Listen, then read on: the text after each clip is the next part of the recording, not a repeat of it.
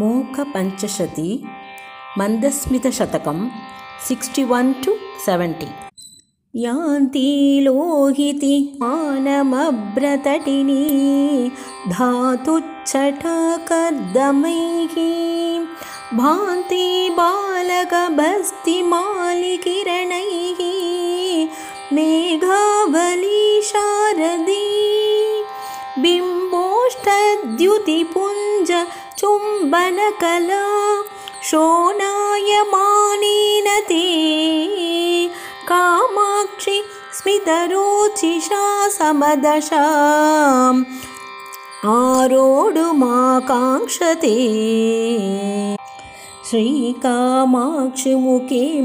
श्रीकामाक्षिमुखेन्दुभूषणमितं मन्दस्मितं तावकं नेत्रानन्दकरं तथा हिमकरः कच्चित्यथा दिग्मतां शीतं देवि तथा यथा हिमजलं सन्तापमुद्रास्पदं श्वेतं किञ्च तथा यथा मलिनतां दत्ते च मुक्तामणिः त्वन्मन्दस्मितमञ्जरीं प्रसृमरां कामाक्षि चन्द्रातपं सन्तः सन्ततमामनन्त्यमलतां तल्लक्षणं लक्ष्यते अस्माकं न धुनोति तापमधिकं धुनोति नाप्यान्तरं त्वान्तं तत्खलु दुःखिनो वयमितं केनेति नो मिद्यते नम्रस्य प्रणयप्ररोगकलह छेदाय पादाब्जयोः मन्दं चन्द्रकिशोरशेखरमणेः कामाक्षिरागेण ते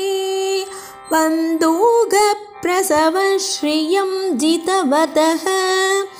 भंहीयसीं तादृशीं बिम्बोष्ठस्य रुचिं निरस्य हसित ज्योत्स्नावयस्यायते मुक्तानां परिमोचनं विदधतस्तत्प्रीतिनिष्पातिनी भूयो दूरत एव धूतमरुतः तत्पालनं तन्वती उद्भूतस्य जलान्तरादविरतं तद्धूरतां जग्मुषी कामाक्षि स्मितमञ्जरी तव कथं कम्बोस्तुलामश्नुते श्रीकामाक्षि तव स्मितद्युतिजरी वैदग्ध्यलीलायितं पश्यन्तोऽपि निरन्तरं सुविमलं मान्या जगन्मण्डले लोकं हासयितुं किमर्थमनिशं प्राकाश्यमातन्वते मन्दाक्षं विरहय्य मङ्गलतरं मन्दारचन्द्रादयः क्षीराब्धेरपि शैलराजतनये त्वन्मन्दहासस्य च श्रीकामाक्षिवलक्षिमोदयनिधेः किञ्चिद्विदां ब्रूमहि एकस्मै पुरुषाय देवि सतदौ लक्ष्मीं कदाचित् पुरा सर्वेभ्योऽपि तदाद्यसौ तु सततं लक्ष्मीं च वागीश्वरीं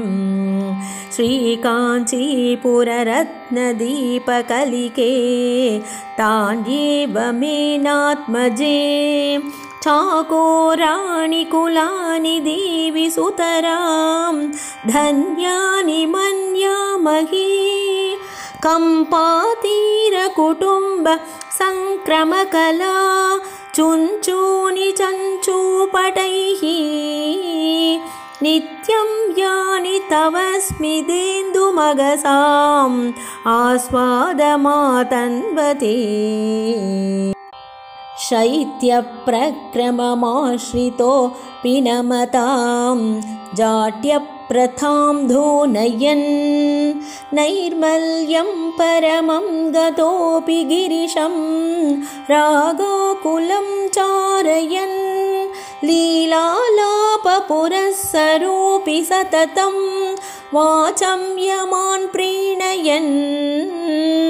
कामाक्षि स्मितरुचिषां तव समुल्लासकर्तं वर्ण्यते श्रोणीसञ्चलमेखलामुखरितं लीलागतं मन्थरं भ्रूवल्लीचलनं कटाक्षवलनं मन्दाक्षवीक्षाचनम् यद्वैदग्ध्यमुखेन मन्मथरिपुं सम्मोहयन्त्यञ्जसा श्रीकामाक्षि तव स्मिताय सततं तस्मै नमस्कुर्महे।